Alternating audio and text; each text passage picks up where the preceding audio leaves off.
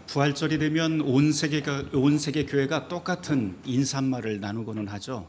주님이 부활하셨습니다. 그러면은 참으로 부활하셨습니다. 이렇게 응답을 하곤 합니다. 우리 같이 그렇게 인사해 보도록 할까요? 주님이 부활하셨습니다. 우리 옆에 분들하고도 같이 인사하도록 하죠. 주님이 부활하셨습니다.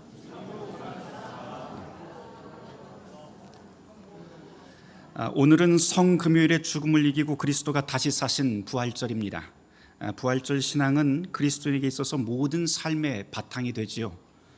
그리스도의 부활이 없다면 그리스도인도 없을 테고 또 교회도 없을 테입니다.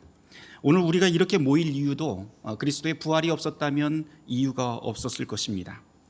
하지만 이 부활 사건 때문에 우리는 그리스도인으로 부름받고 교회 공동체가 되어서 소망 가운데 이 땅을 살아갑니다. 이렇게 기쁜 날 설교를 길게 하면 잔소리가 됩니다. 그래서 오늘 설교는 조금 짧게 하고 세례, 입교, 견신예 그리고 성찬 함께 그 기쁨을 나누려고 합니다. 매년 부활절이 되면 이 설교대 뒤에 독특한 배너 하나가 걸리곤 합니다. 우리 교회 교인들이 도안하고 그리고 바느질해서 만든 신앙의 유산이죠. 누구는 초코파이 같다, 누구는 또 삶은 계란 까놓은 것 같다 그렇게 말하지만 그렇지 않습니다. 초코파이 같아 보이는 저 물체는 무덤과 무덤 입구를 막아놓은 바위입니다. 그래서 빈 무덤을 뜻하는 것이 바로 저것입니다. 또 계란같이 깨진 것 같이 위아래로 둘로 나뉘어 있는 건 하늘과 땅이 지금 갈라져 있는 상태를 뜻합니다. 그런데 그 갈라지고 깨진 하늘과 땅을 메우고 있는 것이 바로 저 빈 무덤과 노른자 모양의 둥근 해입니다. 그 해가 지금 돋고 있습니다.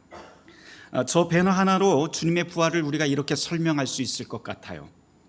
하늘과 땅이 모두 깨져버린 시간, 희망 없는 공간, 그러나 그곳에 떠오르는 태양처럼 부활의 사건이 우리에게 찾아왔다라고 말입니다. 그렇게 주님의 부활은 하늘과 땅, 온 세계를 비추는 빛이 됩니다. 빈 무덤 그리고 해가 돋는 이 모습은 그렇게 주님이 부활을 하셨다라고 하는 대표적인 상징이 되곤 하죠. 오늘 우리가 함께 읽은 부활절 복음서 말씀은 이 부활의 의미를 조금 더 깊이 묵상할 수 있는 아주 좋은 길라잡이가 될 것 같습니다. 마가복음은 여러모로 참 특별한 복음서예요. 그 중에서도 이 예수님의 부활을 다루고 있는 이 16장 말씀은 그 중에서도 가장 독특한 말씀인 것 같습니다. 오늘 우리는 교회력 복음서 말씀으로 마가복음 16장 1절에서부터 8절까지 읽었는데요. 그 다음 구절인 9절로 딱 넘어가려고 보면 거기에 꺽쇠 하나가 붙어 있고요. 거기에 번호가 매겨져 있습니다. 근데 이 꺽쇠가 어디까지 가냐면은 마지막 절인 20절까지 맨 마지막까지 이렇게 꺽쇠로 닫혀 있습니다. 9절 앞에 있는 이 꺽쇠 앞에 있는 그 번호를 찾아서 밑에 성경 밑에 단을 보면 해설이 나오는데 뭐라고 해설이 되어 있냐면 어떤 사본엔 9절에서부터 20절까지 없음이라고 하는 이상한 말이 거기에 적혀 있습니다. 이거 설명하면 한도 끝도 없겠지만 아주 간단하게 이야기하면 이렇습니다. 이 말은 원래 마가복음 바로 이 8절에서 16장 8절에서 끝나고요. 9절에서부터 20절까지는 나중에 누가 첨가했을 가능성이 높다라고 하는 그런 뜻이기도 합니다. 학자들 사이에서는 마가복음이 정말 이렇게 16장 8절에서 끝나는 것인지 아니면 20절까지 계속 이어지는 것인지 논쟁을 참 많이 합니다. 하지만은 대개 이 8절을 종결부로 이해하곤 합니다. 나머지 부분은 후대에 누군가가 첨가했다는 것이죠. 하지만 그럼에도 불구하고 성경을 정경화하는 그 과정에서 이 첨가된 부분도 우리에게 참으로 복된 가치가 있다. 그래서 그것을 받아들이고 그대로 두었다고 설명하곤 합니다. 만일 우리가 이 마가복음을 16장 8절에서 끝났다라고 전제하고 읽어보면 마가복음 정말 이상한 복음서가 돼버립니다. 왜냐하면요, 다른 복음서들은 예수님이 부활했다는 증거를 적어도 두세 개 정도는 늘 이야기를 해요. 자꾸 이야기를 합니다.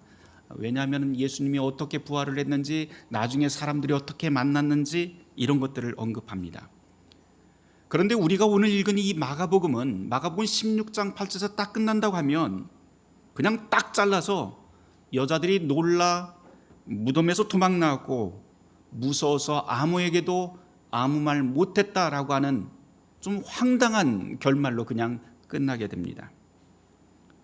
부활하신 예수를 만났다고 하는 이야기도 여기에는 없고요, 엠마오로 가던 제자와 동행하다 식사를 했다는 이야기도 여기에 나오지도 않고, 문 걸어 잠그고 두려워하던 제자들에게 나타나서 못자국도 보여주고 창자국도 보여주는 그 예수님의 모습도 없습니다. 승천하기 직전에 위대한 사명을 전하는 드라마틱한 그런 장면도 이 마가복음에는 나오지 않습니다. 그래서 그냥 이렇게 끝나요. 그리스도가 부활했습니다. 그곳은 빈 무덤만 남아서 사람들은 말문이 막혀버렸고 아무에게도 아무 말도 하지 못했습니다. 끝. 마가복음이 이렇게 끝나버립니다. 그렇게 읽고 나면 이게 뭐지? 도대체 끝이 왜 이렇지? 라고 하는 생각이 듭니다. 그런데 이게 사실입니다. 마가복음이 우리에게 이야기하고 싶어하는 것이 바로 이것입니다. 분명히 마가복음은 예수님이 부활하셨다라고 하는 증거를 우리에게 애써 전하려고 하지 않습니다. 그 대신 마가는 예수님의 부활의 증거를 우리에게 이야기하는 대신 한 가지 약속을 여기에다가 담아 놓습니다. 무덤에 있던 흰 옷 입은 청년이 예수가 살아났다라고 하는 말과 함께 이렇게 말을 하죠. 마가복음 16장 7절 말씀. 예수께서 너희보다 먼저 갈릴리로 가시나니 너희가 거기서 그를 보게 될 것이다. 이 신비한 청년의 말을 듣고 제자들은 몹시 놀라 떨며 도망합니다. 아무에게도 아무 말도 못합니다. 말문이 막혀버린 것이죠. 사실 새벽에 무덤을 찾아갔는데 흰옷 입은 청년이 나타나서 갑자기 툭 튀어나와서 이야기를 하면 정말 이렇게 말문이 막혀버릴 것 같아요. 놀라기도 하고. 그러니 누군들 담담할 수 있을까요? 그런데 이 성경 마가복음이 우리에게 말하고자 하는 것은 여기에서 그치지 않습니다. 문제는 다른 곳에 있어요. 한 가지 숙제를 우리에게 남겨놓습니다. 갈릴리로 먼저 가신 그분을 만나게 될 것이다 라고 하는 이 약속을 제자들이 과연 믿을 것인지 아니면 믿지 않을 것인지 이제부터가 중요합니다. 믿는 사람이라면 놀라든 말든 그 다음에 갈릴리로 뛰어가서 예수님을 만날 것이고, 믿지 않는다면 그 자리에서 놀란 그 자리로 그냥 황당하다라고 하면서 끝났을 것입니다. 마가복음은 그 다음이 어떻게 되었는지 우리에게 아무 말도 해주지 않습니다. 오히려 우리에게 그 과제를 떠넘깁니다. 하지만 우리는 다른 복음서와 교회 역사를 통해서 어떻게 되었는지 참 잘 알지요. 마가복음 16장을 묵상하다 보면 참 독특한 점들이 많지만 그 중에서도 가장 독특한 점은 예수님이 이 자리에 없다라고 하는 사실입니다. 부활하셨다는데 그 자리에 없습니다. 부활하셨다는데 아무도 그분을 보거나 부활하셨다는데 아무도 그분을 만나지 못합니다. 그러고선 그냥 8절에서 끝나버립니다. 그렇다면 이런 마가의 소식이 과연 우리에게 무슨 기쁜 소식이 될 수 있을까요? 이게 참 복음일까요? 다른 복음서에서는 부활하신 예수님이 절망한 제자들을 만나주시기도 하고 심지어 당신 대신 성령을 보내주신다는 그런 약속도 주시고 내가 너희와 항상 함께 하겠어 라고 하는 그런 말씀도 해주시는데 마가복음은 그런 것 하나도 없습니다. 그 대신 여기 약속이 있어요. 그분이 너희 앞에 앞서 가신다라고 말씀합니다. 그런데 여러분, 바로 이 말씀, 주님이 먼저 일어나셔서 우리 앞에 앞장서 가신다고 하는 이 말씀이 참으로 위로가 됩니다. 우리가 예배를 시작하면서 촛불을 들고 행진을 합니다.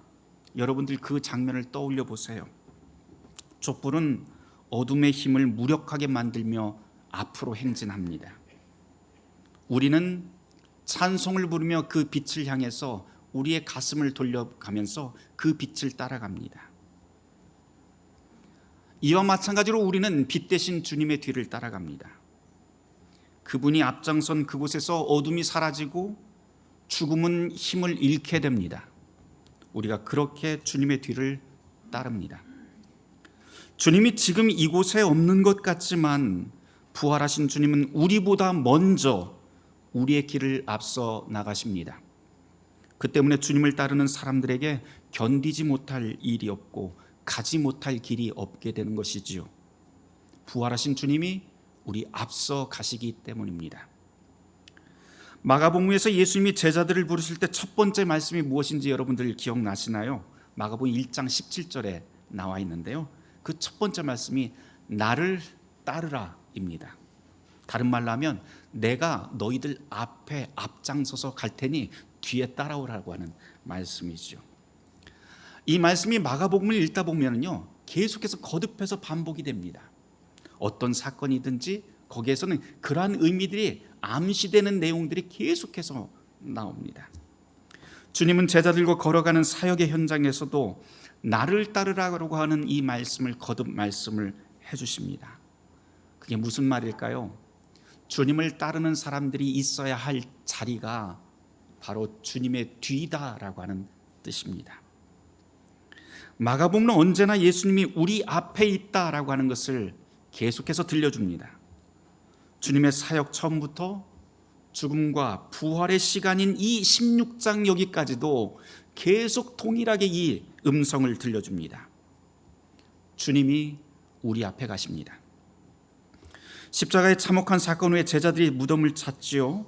그런데 여러분 한번 생각해 보세요. 상식적으로 예수님이 죽으시고 무덤에 놓여 있는데 새벽녘에 찾아가는 그 제자들이 기대한 것이 무엇이었을까요? 무엇을 기대하고 그 무덤을 찾아갔을까요? 기대했던 것 뻔해요. 다른 것 아닙니다. 그곳에서 예수님의 시신을 보기를 원했습니다. 그곳에서 예수님의 죽음을 확인을 하기를 원했던 거죠. 그런데 죽음을 기대했던 그 무덤에서조차 천사를 통해 주님이 앞서 가신다고 하는 메시지가 바로 이 마가복음에서 들립니다. 예수님이 보이지 않는 자리, 예수님을 기대할 수 없는 시간이지만 주님은 당신을 따르는 사람들을 버리지 않고 그들 앞에 가십니다. 그분은 먼저 일어나셨고 우리보다 먼저 갈릴리로 가십니다. 그리고 그곳에서 우리를 기다리겠다고 약속해 주십니다. 그런데 주님이 기다리겠다고 하는 그 갈릴리가 어떤 곳인가요? 그곳은 삶이 부서진 사람들의 자리이고 기댈 곳 없는 사람들의 땅입니다. 하지만 우리가 부활하신 주님을 기쁘게 만날 수 있는 곳은 다름 아닌 바로 이 갈릴리 현장입니다. 편안하고 안전이 보장된 곳이 아니고 모든 것이 불안하고 흔들리는 그 장소에서 우리는 주님의 얼굴을 만나게 될 것입니다. 그 때문에 그리스도인들은 가난한 사람들, 절망한 사람들, 목소리를 빼앗긴 사람들 속으로 들어가 그들을 보듬어 안는 것을 참으로 기쁘게 여깁니다. 왜냐하면 그 자리가 바로 부활하신 주님을 만날 수 있는 자리이기 때문이지요. 마가복음은 이렇듯 우리에게 신비와 역설의 진리를 들려줍니다. 십자가에 못 박혀 죽었지만 다시 살아나셨고 공포와 경악이 제자들의 입을 막아버렸지만 부활의 소식은 여전히 온 세계에 퍼져갑니다. 부활하신 주님은 죽음을 이기고 우리 앞에 나아가십니다. 그리고 우리는 그분의 뒤를 따릅니다. 이것이 부활신앙을 가진 그리스도인들의 새로운 삶의 시작이 되는 것이지요. 바로 그 위에 교회가 세워집니다. 사랑하는 성도 여러분, 그리스도께서 부활하셨습니다. 이것은 온 세계를 위한 복음의 시작입니다. 바라기는 우리 앞서가신 주님의 뒤를 따라 새로운 시작, 새로운 삶을 걷는 복된 교회가 되길 주님의 이름으로 축원합니다. 모든 지각에 뛰어난 하나님의 평강이 그리스도 예수 안에서 우리의 마음과 생각을 지키실 것입니다. 아멘. 오늘 이 말씀을 놓고 우리 잠시 침묵하며 묵상하는 시간 갖도록 하겠습니다.